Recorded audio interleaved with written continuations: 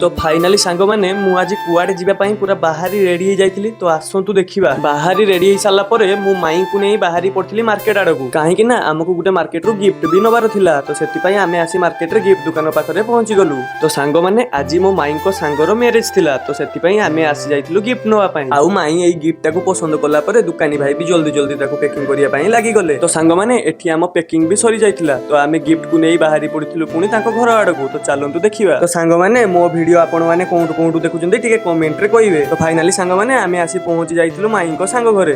तो आसंतु देखिबा आगरे कोन होउची। तो भाई माने जदि वीडियो भल लागुथो तो गुटे लाइक कमेंट आ फॉलो करिया पई भूलिबे नहीं। तो फाइनाली सांग माने आम आसी एबे पहुंची जाइथिलु आ आसिला बेलकु से बाहरु थुले। तो देखि पारथुबे। तो सांग माने एबे आमे जिबा बोरो भाई को पाखकु।